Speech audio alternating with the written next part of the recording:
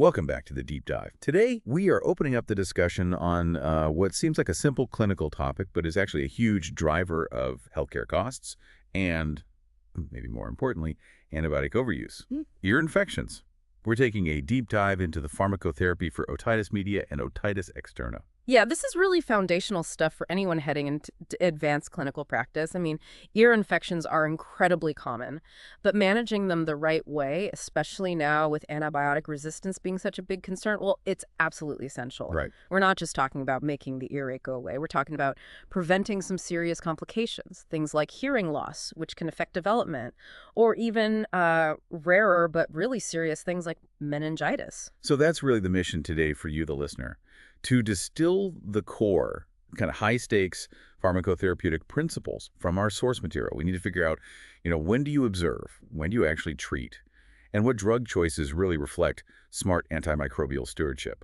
Okay, so to start, we really have to get clear that ear infection isn't just one thing. It covers three pretty distinct conditions, and honestly, each needs a totally different approach. Makes sense. Yeah. So first up, there's acute otitis media, or AOM. That's the one most people think of, right? The classic middle ear infection. Exactly. Key signs are sudden onset. You've got fluid in the middle ear. That's the MEE, middle ear effusion, and visible inflammation. Like you look in the ear and see a red bulging eardrum, the TM. And this is mainly a little kid problem, usually infants and toddlers, say 6 months to 2 years old. Then number two, you have otitis media with effusion, OME. Now, this is also fluid in the middle ear, maybe after an AOM or even before one starts. But the crucial difference, no acute signs of infection, no fever, no bad ear pain, it's typically sterile fluid, and importantly, we don't treat OME with antibiotics. Okay, good distinction. And the third one? That's otitis externa, OE. Most people know it as swimmer's ear. This is purely about the outer ear canal inflammation, maybe infection there. It hits kids and adults, and unlike AOM, the treatment is almost always topical drops. Got it. So AOM, OME, OE, distinct things. Understanding what causes them must be key to treatment then. Absolutely. Let's start with AOM. The big three bacterial players are Streptococcus pneumonia, then non-typable Haemophilus influenzae, and Moraxella catarrhalis. And I think I read about how that mix has shifted a bit because of the PCV vaccine. You got it. Since we brought in the PCV13 vaccine, we've seen less S. pneumonia, at least the types the vaccine covers, which means, relatively speaking, H. influenza and M. catarrhalis are, well, more common culprits now than they used to be. And why does that matter for treatment? Because those last two, H. flu and M. cat, often produce something called beta-lactamase. It's an enzyme that chews up standard penicillin-type antibiotics, so we have to factor that in. Oh, and we can't forget viruses often pave the way, like RSV or the flu can cause inflammation that messes up the ear's natural defenses, letting bacteria take hold. Okay. Now, contrasting that with otitis externa, the bugs there tell a different story, more about skin and water, right? Exactly. OE is overwhelmingly bacterial, like 98% of cases. And the main players are Pseudomonas aeruginosa and Staphylococcus aureus. They love it when the ear canal's natural protective stuff, the wax, the acidic pH gets disrupted. Yeah. Usually from swimming, or even just minor trauma, like using a Q-tip too aggressively. Oh, true. It's also worth mentioning fungal OE automycosis. It's pretty rare, less than 5%, often caused by Aspergillus or Candida, and sometimes pops up after someone's been using topical antibiotic drops for a long time. And the way they present clinically is really different, too. AOM is that deep ear pain. The eardrum looks angry, maybe cold symptoms, too. Yeah. Right. But with OE, the classic sign, the thing you really look for, is pain when you move the outer ear, like gently pulling the earlobe or pressing on that little cartilage flap, the tragus.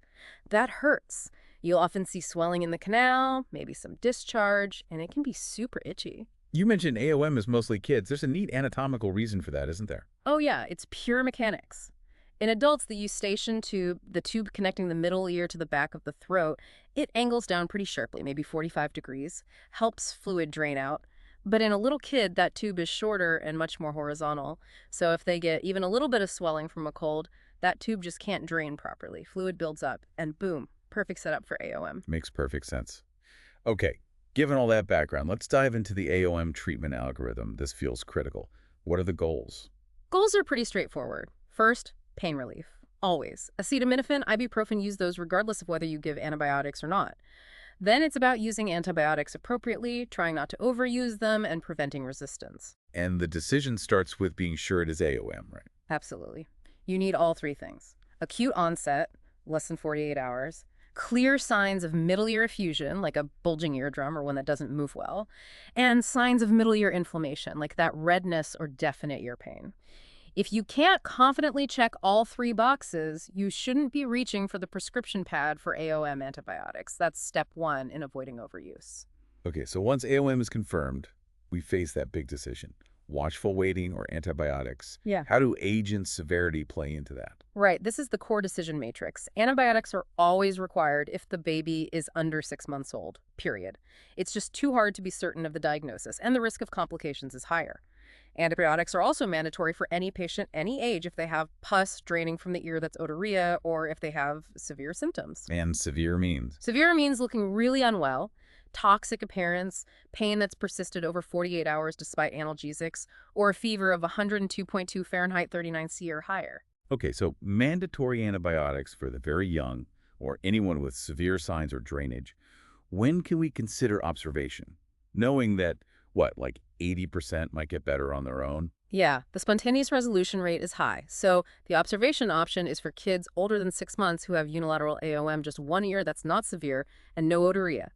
But, and this is huge, observation only works if you have reliable follow-up arranged within 48 to 72 hours. If things aren't better or they get worse, you start antibiotics right away. What if it's bilateral AOM both ears? Does that change things? It does. If the child is under 2 years old and has it in both ears, they need antibiotics. If they're 2 or older, have bilateral AOM but it's not severe, observation is still potentially an option, again, if that close follow-up is guaranteed. Okay, that matrix is key. Let's get into the drugs themselves. First line for AOM is usually high-dose amoxicillin. Why the high dose?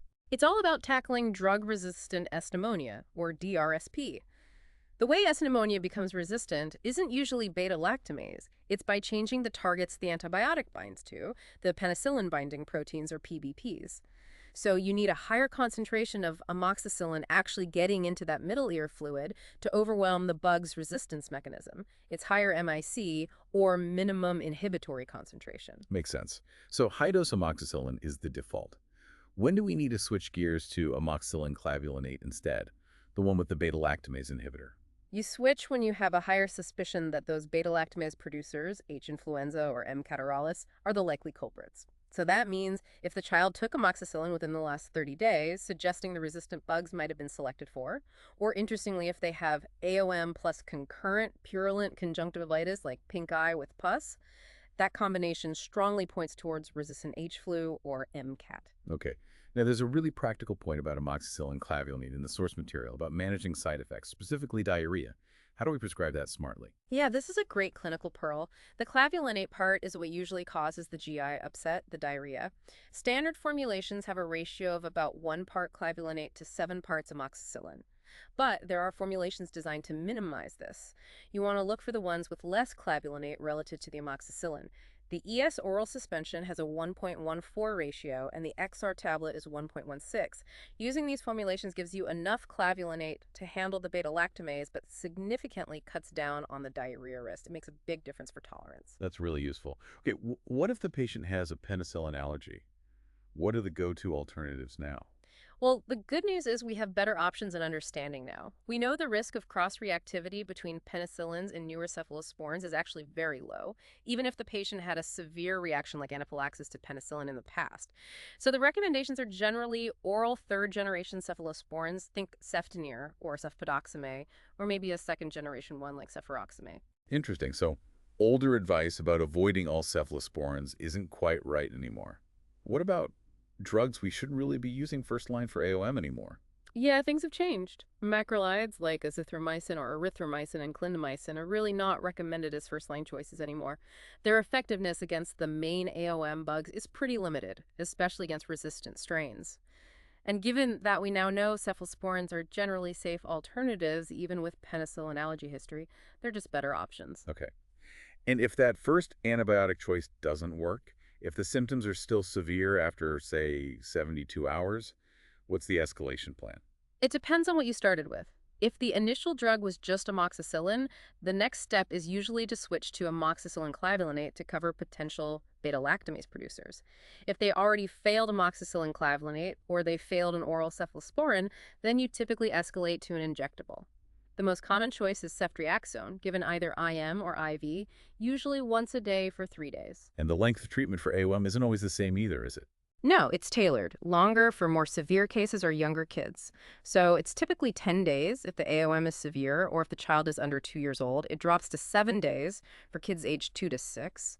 And for mild to moderate AOM in kids 6 years or older, you might only need 5 days of treatment. All right, let's completely switch gears now to otitis externa, swimmer's ear. You said the treatment's totally different, mainly topical. What's the first step when you see a patient? First thing you need to do is gently clean out the ear canal, get rid of any debris, discharge, excess wax. We call that oral toilet. Okay. And crucially, you must check the eardrum, the tympanic membrane, to make sure it's intact. That's vital before putting any drops in. Then, yes, the mainstay is topical antimicrobial drops, usually for about 7 to 10 days. This gets really high drug concentrations right where the infection is with minimal systemic side effects. So when would you actually use systemic, like oral antibiotics for OE? Very rarely. Only if the infection seems to be spreading beyond the ear canal itself, like onto the outer ear or surrounding skin. Or in specific, more serious situations like necrotizing otitis externa, which can happen in diabetics or immunocompromised folks. Or if the patient has other host factors making them high risk. Okay, so focusing on those topical drops for standard OE, what are the first-line choices? The preferred agents are the fluoroquinolones, specifically ciprofloxacin and ofloxacin drops. They have excellent activity against Pseudomonas, which is a major OE pathogen, and studies show they tend to have higher cure rates than other older options. You'll see products like Ciprodex, which is ciprofloxacin combined with dexamethasone, a steroid to help with inflammation, or Flaxinotic, which is just ofloxacin. Now, this brings us to a really critical safety point, the big warning about certain drops if that eardrum isn't intact. Yes, absolutely crucial. You cannot use drops containing imiglycosides, the most common one being neomycin, often found in combination drops like neomycin polymyxin B if the tympanic membrane has a hole in it, a perforation, or if the patient has ear tubes, tympanostomy tubes, that were placed within the last year or so. Why? Because aminoglycosides are ototoxic. They can damage the inner ear structures. Fluoroquinolone drops, like Cipro or afloxacin, are considered safe even with a non-intact TM because they aren't ototoxic and have minimal systemic absorption. Big, big difference. That is a non-negotiable point for safe practice. Okay, let's wrap up with prevention and making sure patients use the drops correctly.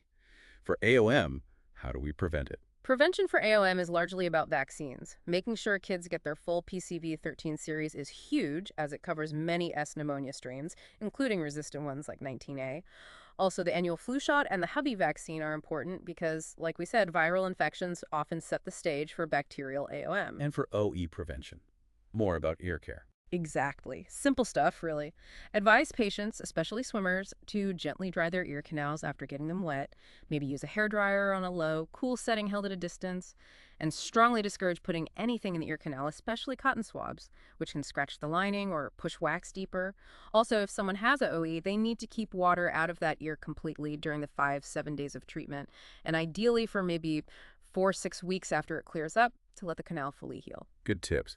And finally, making sure the drops actually work means using them correctly. What's the right technique?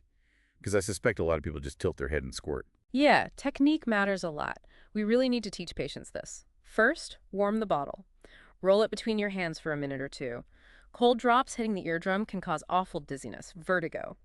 Then, the person should lie down with the infected ear facing up. Instill the drops enough to fill the canal, basically. If there's a wick placed, saturate the wick. Then, gently wiggle the outer ear or tragus a bit. This helps release any trapped air bubbles so the medicine can get all the way down. And then stay lying down like that for about 5 minutes. Give the drops time to penetrate fully before getting up.